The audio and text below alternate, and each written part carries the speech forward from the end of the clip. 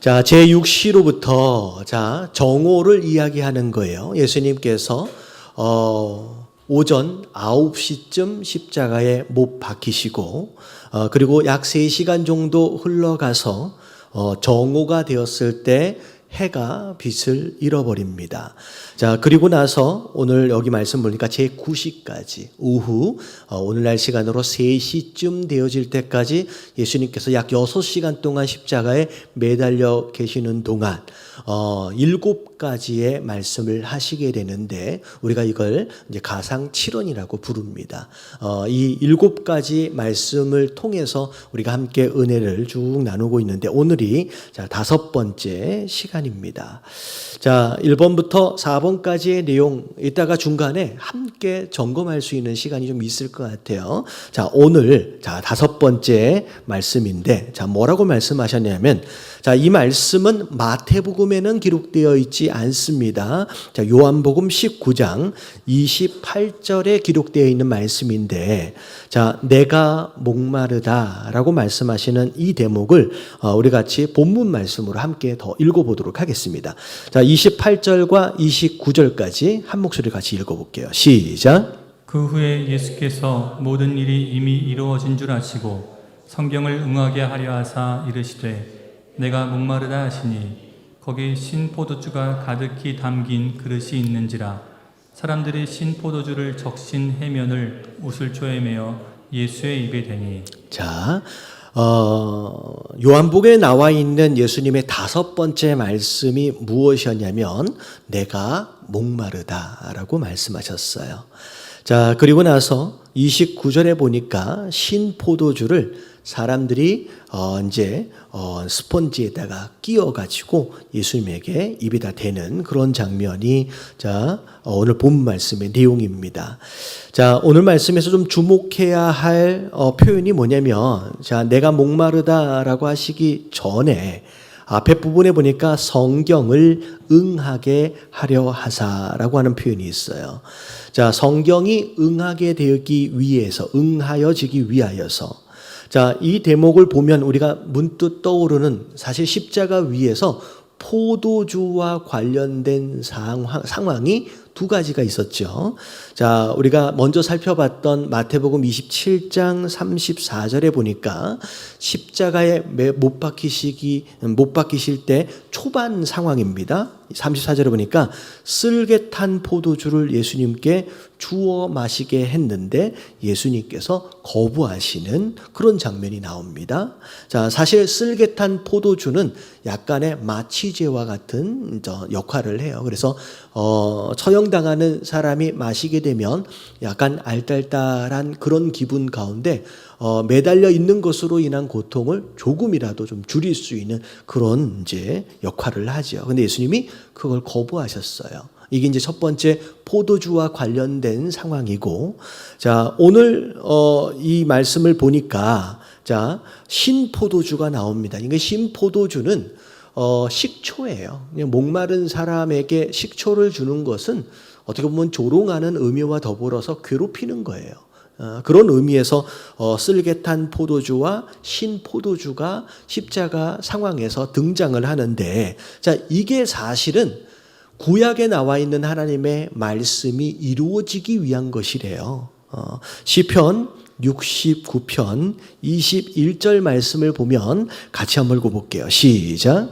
쓸개 탄 포도 저희가 쓸개를 나의 식물로 주며 가랄 때의 초로 마시었사오니. 예. 구약 시편에 나와 있는 다윗의 시편을 통하여 예언되어져 있는 메시아의 모습을 그대로 어떻게 보면 예수님이 다 이루시기 위해서 이 상황들이 다 진행되어지고 또 예수님은 순종하고 계시는 거라는 거죠. 저희가 쓸개를 나의 식물로 주고 그리고 내가 목마를 때 가랄 때 식초를 마시우겠다라고 하는 이 말씀이 이루어지기 위해서. 그래서 예수님이 결국 마지막으로 내가 목마르다라고 말씀하시는 것조차도 말씀이 응하기 위한 순종이었다는 거예요. 그리고 나서 그 말씀을 하시고 나서 그 다음 말씀이 사실 다음 주에 함께 다룰 말씀인데 30절 말씀이에요. 자, 30절에 뭐라고 말씀하시냐면 예수께서 신포도주를 받으신 후에 이르시되 뭐라고 말씀하셨어요? 다 이루었다. 그러니까 예수님의 순종을 통하여, 복종을 통하여 구약에 예언되어 있던 메시아의 모습을 하나도 빠짐없이 다 이루었다라고 말씀하시는 것. 여러분, 이게 이제 다음 주에 이어질 말씀입니다. 자, 오늘 가상 7원 가운데 5번째 말씀이에요. 내가 목마르다라고 말씀하시는. 어떻게 보면 물을 마시지 못하는 가운데 느끼는 갈증만을 이야기하는 것이 아닐 거라는 거죠. 여러분, 이 말씀을 통하여 하나님께서 우리에게 어떤 메시지를 주시는지 우리가 함께 살펴보도록 하겠습니다. 자, 1번 같이 한번 읽어볼게요. 자, 다 같이 시작. 하나님과 끊어진 상태가 곧 목마름의 시작이다. 자, 오늘 예수님께서 십자가 위에서 내가 목마르다라고 말씀하시는데, 이 목마름이라고 하는 이 표현 자체가 사실 예수님하고는 너무 안 어울리는 표현이에요. 예수님에게는 정말로 적합하지 않은 표현입니다.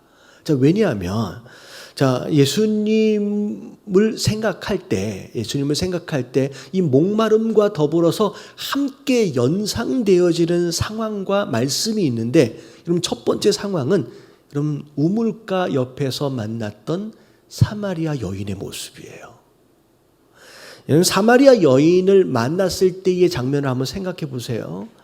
매일마다 땡볕에 물을 기르러 나와야만 하는 이 여인이 내가 다시는 물 기르러 오지 않게끔 당신이 말하고 있는 그 물을 나한테 좀 주세요라고 말했을 때 예수님이 그 여인을 향하여 뭐라고 말씀하셨는지 요한복음 4장 13절부터 14절까지 말씀 같이 한번 읽어볼게요. 시작.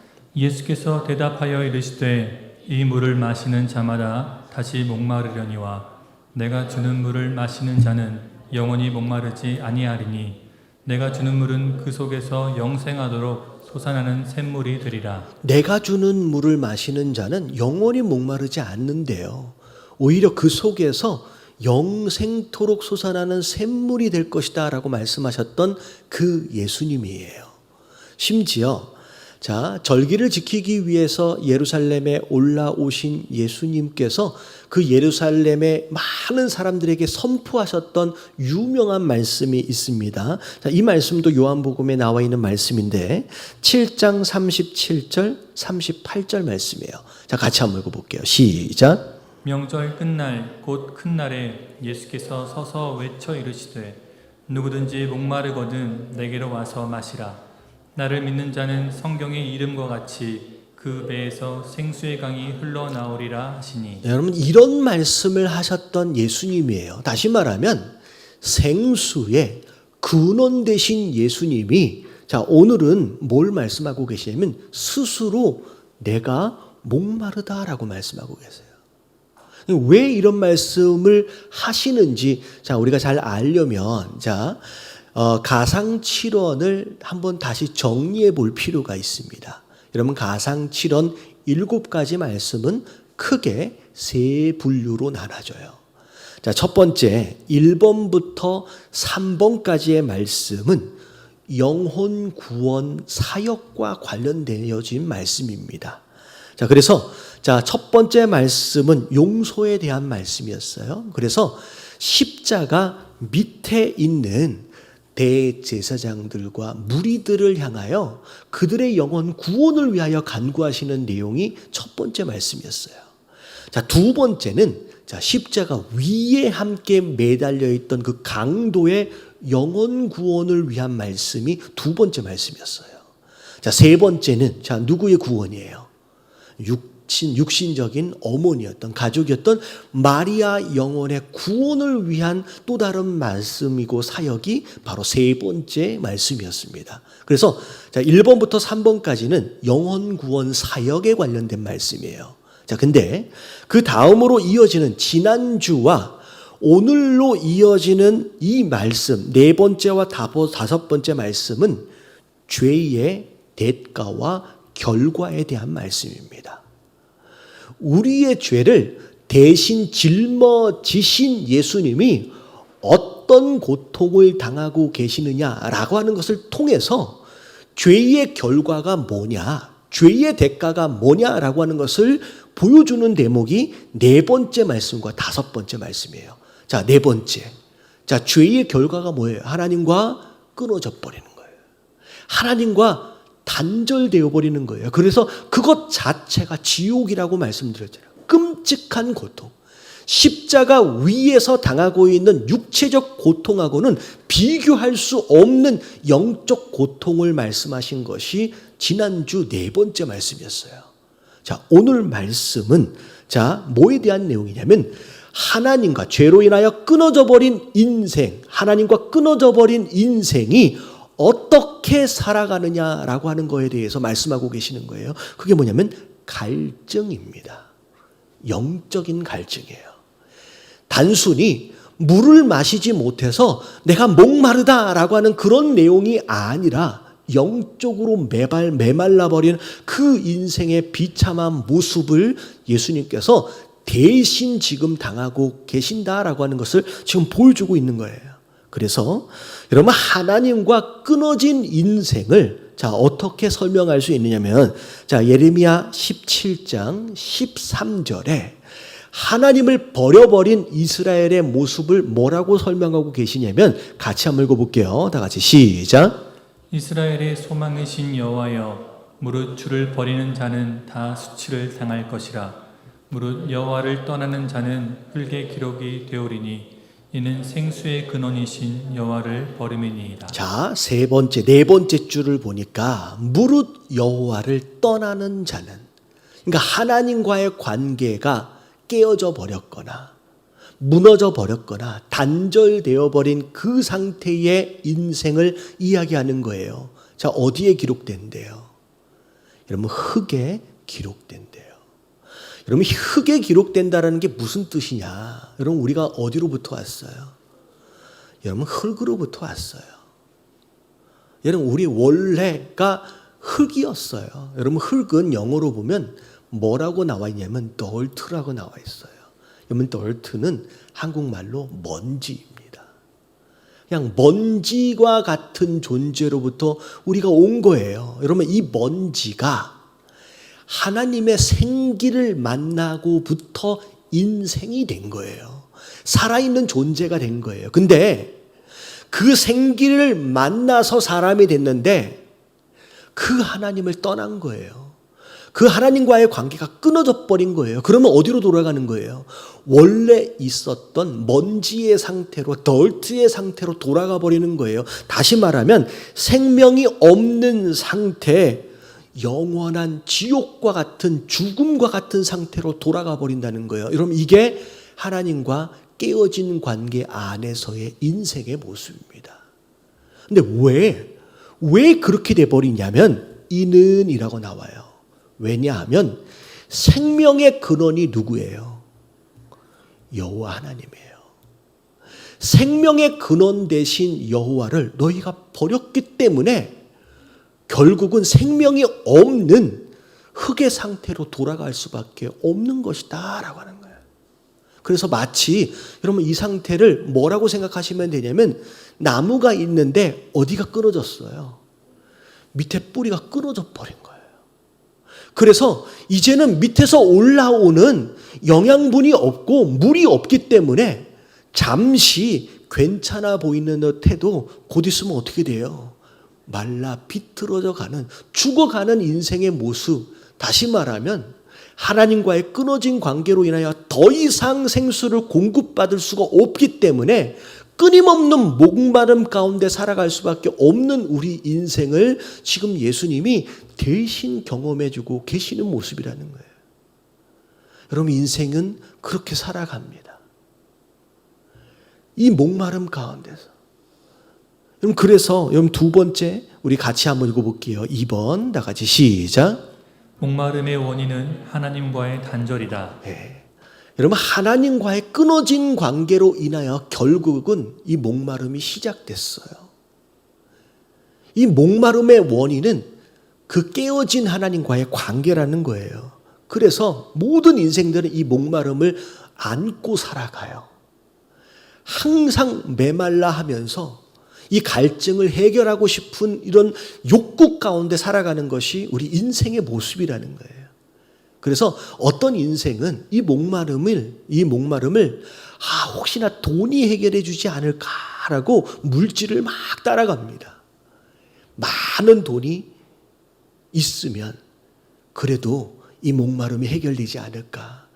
그래도 만족하지 않을까? 어떤 사람은 유명한 사람, 세상적인 성공, 어떤 명예, 위에 높은 곳에 올라가서 사람들로부터 인정받고 대접받고 하는 그런 모습이 되면 그러면 내가 이 목마름을 해결하지 않을까? 그래서 이 명예와 세상적인 성공을 막 따라가요. 그럼 어떤 사람들은요, 육체적 쾌락, 세상적인 어떻게 보면 육체적으로 느낄 수 있는 이 쾌락의 모습을 통해서 내가 만족하지 않을까라고 막 따라가는 거예요. 여러분 인생이 전부 다 그렇게 살아가는 거예요. 그 목마름을 해결하기 위해서. 그래서 이런 모습을 여러분 요한일서 2장 16절에 이렇게 말씀하고 계세요. 자, 다 같이 한번 읽어볼게요. 시작. 이는 세상에 있는 모든 것이 육신의 정욕과 안목의 정욕과 이생의 자랑이니 다 아버지께로부터 온 것이 아니요 세상으로부터 온 것이라. 여러분 육신의 정욕, 안목의 정욕, 이생의 자랑. 여러분 이게 돈, 명예, 쾌락이에요. 여러분 이 세 가지를 막 추구하며 살면서 그것이 우리의 목마름을 해결할 수 있는 것처럼 착각하면서 막 쫓아가는 거예요. 근데 자, 말씀을 보니까 자, 이게 하나님 아버지께로 오는 게 아니래요. 여러분 이 세 가지는 어디로부터 오는 거예요? 세상으로부터 오는 거예요. 우리가 잘 알아야 될 게 뭐냐면 지금 이 목마름의 시작은 어디로부터 왔어요? 하나님 아버지께로부터 끊어진 관계로부터 시작이 됐는데 그 문제를 해결하기보다는 세상으로부터 오는 이런 욕심, 돈과 명예와 이런 쾌락을 통해서 이것을 얻으려고 막 발버둥 치는 거예요. 근데 성경은 뭐라 그러냐면 그것이 우리의 갈증을 해결해 줄 수 있는 게 아니다라고 말씀하고 계시는 거예요. 이 말씀을 준비하면서 굉장히 오래전 이야기인 것 같습니다. 이름만 들어도 알만한 큰 대그룹의 손녀인가요? 외국에서 유학하다가 자살했대요. 이해가 돼요, 안 돼요? 제가 얼핏 사진을 본 것 같아요. 굉장히 잘났어요. 외모도 잘났고요. 대그룹의 손녀딸이면 돈 있어요, 없어요? 여러분 우리가 상상할 수 없을 만큼의 물질을 가지고 있는 자들입니다. 그리고 유학하면서 어떻게 보면 가질 수 있는 모든 것들을 다 가지고 있는 것 같은데 아니 자살을 해? 뭐가 부족해서? 다시 말하면 그것이 그들의 목마름을 해결할 수 있는 게 아니라는 거예요. 뭐 이렇게 얘기하니까 대그룹 우리랑 좀 거리가 좀 멀은 것 같잖아요. 그냥 우리 수준에서 좀 생각을 해보면 여러분 월급 100만 원 받을 때 여러분 200만 원 받는 사람 부러워요, 안 부러워요? 부럽죠. 와, 내가 저만큼을 벌면 어떨 것 같아요? 정말 행복할 것 같잖아요. 근데 200만 원 버는 사람한테 가서 물어봐요. 행복하냐고. 맨날 돈 모자란대요. 여러분 이 수준이 아니라 한 1,000만 원 버는 사람한테 가서 물어보세요. 돈 막 남아돌 것 같죠? 근데 모자란대요. 여러분 우리 인생의 모습이 그런 거예요. 아무리 채워도 여러분 원래 진짜 문제인 그 문제 근원을 해결하지 않는 상태에서는요 이 갈증이 해결이 안 되는 거예요. 자, 성경에 이 모든 것을 다 누려본 사람이 있어요. 제가 그렇게 좋아하는 인물은 아닌데 누구인지 아세요? 돈, 명예, 쾌락을 다 누려본 사람. 여러분 솔로몬. 솔로몬만큼 부자가 어디 있었겠습니까? 여러분 지금도 그런 사람은 없을 거예요. 이 앉아있는 의자서부터 발판에 이르기까지 계단에 올라오는 것까지 전부 다 금으로 만들었대요. 야, 어마어마한 거잖아요. 심지어 왕궁 안에 은이 흔해서 그냥 돌아다니는데요. 돌멩이처럼. 별로 놀라시지도 않는데. 여러분, 명예로 이야기할 것 같으면 이스라엘의 왕이에요. 여러분, 여기보다 더 높은 데가 어디 있어요? 심지어 얼마나 인정을 받았냐면 땅 끝에서 이 솔로몬 얼굴 한번 보려고, 그 지혜라고 얘기하잖아요. 그 말 한마디 들어보려고 선물을 바리바리 싸질머지고서 와야 한번 만날까 말까 하는 게 솔로몬의 그 당시 명예입니다. 여러분, 이보다 더한 사람이 어디 있어요? 지금이라도. 여러분, 쾌락? 여러분, 매일 잔치했대요. 매일 잔치했대요. 심지어 여러분, 와이프가 몇 명이었대요? 여러분, 1000명이었대요. 여러분, 이름도 모를 것 같아요. 1000명이면, 솔로몬이니까 지혜가 있어서 다 기억하려는 줄은 모르겠는데, 1000명의 아내를 둔 자예요. 여러분, 못 누려본 게 없는 솔로몬이 하는 이야기가 뭐냐면, 자, 전도서 1장 2절부터 3절까지 같이 한번 읽어볼게요. 시작. 전도자가 이르되 헛되고 헛되며 헛되고 헛되니 모든 것이 헛되도다. 해 아래서 수고하는 모든 수고가 사람에게 무엇이 유익한가? 모든 것이 헛되대요. 근데 뭐가 헛되냐면 해 아래서 수고하는 모든 수고가 헛되대요. 여러분, 해 아래서 뭐 때문에 수고해요? 여러분, 돈 벌려고 수고하잖아요. 여러분, 높은 데 올라가려고 수고하잖아요. 누리려고 수고하잖아요. 여러분, 이 수고가 뭘 얘기하냐면 우리 인생이 근본적으로 가지고 있는 이 목마름, 이 갈증을 해결해 보려고 하는 모든 수고를 얘기하는 거예요. 근데 솔로몬이 다 가져보니까 그거 다 부질없는 거래요. 왜냐하면 그 수고했는데, 자, 무엇이 유익한가? 자, 그거 많이 가져본들, 자, 이 갈증이 해결이 된다, 안 된다? 소용이 없더라는 거예요. 근본적인 이 갈증은 돈이 해결해 줄 수 있는 게 아니고 세상적인 성공이나 어떤 쾌락이 해결해 줄 수 있는 것이 아니다라고 결론을 내린 거예요. 여러분, 누군가 그런 얘기를 하더라고요. 좋은 차를 사면 한 3개월 행복하대요. 좋은 집을 사면 몇 개월 정도 행복해요. 6개월 행복하대요. 여러분, 그때부터는 청소해야 되잖아요. 여러분, 이쁜 아내와 결혼하면, 여러분, 제 얘기 아닙니다. 이거 오해하지만, 이쁜 아내와 결혼하면 얼마나 행복하대요? 여러분, 1년 행복하대요. 누가 그런 얘기를 하더라고요.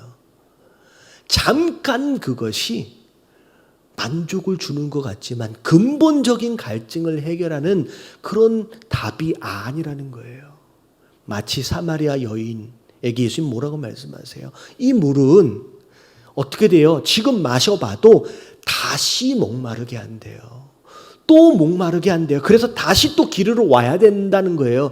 돈이 바로 그런 거예요. 세상이 주는 그런 것들은 결국은 굉장히 제한적인 해결만 주는 것일 뿐이다라고 하는 거예요. 여러분, 깨달아지시길 주님의 이름으로 축원합니다. 옆에 계신 분들에게 인사 좀 해주세요. 세상 것에 너무 집착하지 맙시다. 여러분, 그게 우리의 목마름을 해결해 줄 수 있는 게 아니래요. 자, 그러면 뭐가 해답이냐? 자, 3번 같이 한번 읽어볼게요. 시작. 목마름을 해결할 최선의 방법은 예수님이다. 누구예요? 여러분, 예수님이에요. 오늘 말씀을 보니까 예수님이 우리의 모든 죄짐을 대신 짊어주셨어요.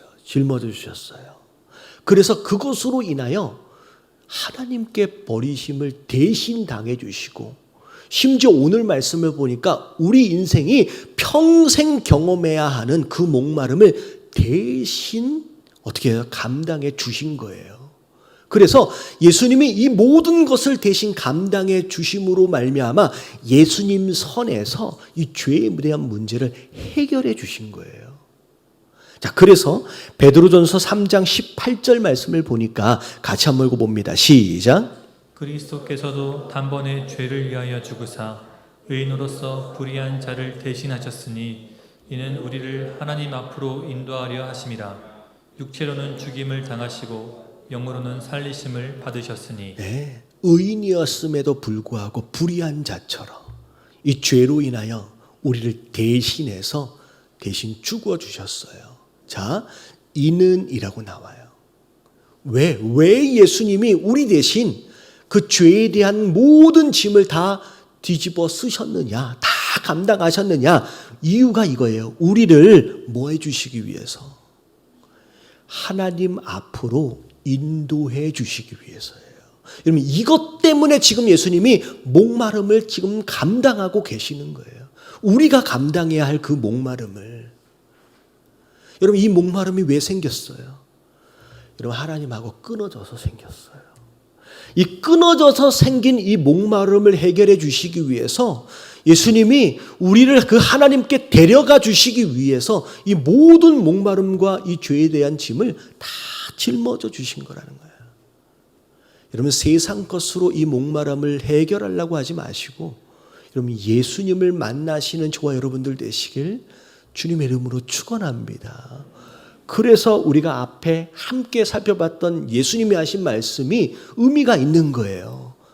자, 요한복음 4장 13절부터 14절까지 다시 한번 읽어봅니다. 시작. 예수께서 대답하여 이르시되 이 물을 마시는 자마다 다시 목마르려니와. 이 물을 마시는 자마다 세상의 물이에요. 돈이 잠깐 들어오면 잠깐 행복해질 수 있지만 결국 다시 또 목말라져요. 어느 위치에 올라와서 성공하면 굉장히 행복할 것 같지만 다시 또 목말라지는 거예요. 여러분, 그게 우리 이 세상이 주는 물의 한계라는 거예요. 여러분, 그 마약이 무서운 이유를 혹시 아세요? 마약? 그 안에 보셔서 잘 모르시잖아요. 여러분, 마약이 무서운 이유는 맨 처음에 아주 작은 양이 들어와도 이 쾌락이 느껴진대요. 근데 내성이라고 하는 게 생긴대요. 요만큼으로 느껴졌던 그 쾌락이 같은 양이 들어오면 그만큼의 쾌락이 아니더라는 거예요. 더 큰 양, 나중에는 자기가 죽을지도 모를 정도의 어마어마한 양이 들어와야 그때 이만큼 쾌락을 느끼게 된다는 거예요. 세상의 물이 바로 그런 거예요. 요만큼 들어오면 만족할 것 같고 해갈되어지는 것 같지만 결국 그 다음에는 더 큰 게 있어야 되고 더 큰 게 있어야 되고 결국 그것으로 그냥 죽어가는 게 우리 인생의 모습이라는 거예요. 그것으로 너희가 해결하려고 하지 말라고 하나님 말씀하시는 거예요. 자, 어떻게 해야 돼요? 14절에 다 같이 시작. 내가 주는 물을 마시는 자는 영원히 목마르지 아니하리니 내가 주는 물은 그 속에서 영생하도록 솟아나는 샘물이 되리라. 네, 그 물로 자꾸 해결하려고 하지 말고 내가 주는 물을 마셔라는 거예요. 내가 주는 물을 마셔야지 영생토록 솟아나는 샘물이 된대요. 자, 아까 아침에 봤던 또 다른 한 가지 말씀, 요한복음 7장 37절 38절 다 같이 시작. 명절 끝날 곧 큰 날에 예수께서 서서 외쳐 이르시되 누구든지 목마르거든 내게로 와서 마시라. 나를 믿는 자는 성경의 이름과 같이 그 배에서 생수의 강이 흘러나오리라 하시니. 예, 여러분, 누구든지 목마르거든. 여러분, 이 표현은 두 가지 의미예요. 모든 인생이 다 이 목마름 가운데 산다라는 의미고, 그리고 두 번째 의미는 어떤 특별한 대상이 아니어도 제한 없이 올 수 있다라고 하는 그런 의미예요. 여러분, 우리 인생이 다 그렇게 살아요. 다 이 목마름 때문에. 근데 예수님 뭐라고 말씀하시냐면 내게로 와라. 제한 없이 누구든지 올 수 있다라는 거예요. 그래서 내게 와서 마셔라 라고 말씀하시는 거예요. 그러면 자, 배에서 뭐가 흘러나와요? 이런 외부에서 제한적으로 흘러 들어가는 물이 아니라 아예 배에서 강이 흘러 넘친대요. 여러분 이것을 경험하는 저와 여러분들 되시길 주님의 이름으로 축원합니다. 그래서 여러분 잘 들으세요. 그냥 우리가 예수님 만나야 돼요. 여러분 더 예수님을 깊이 만나시게 되길 주님의 이름으로 축원합니다. 기껏 예수님 만나 놓으셔놓고서 자꾸 뒤돌아보면서 세상에 어떤 그런 또 다른 샘물에 기웃거리지 마시고 여러분 예수님 안으로 충만하게 경험하시길 주님의 이름으로 축원합니다.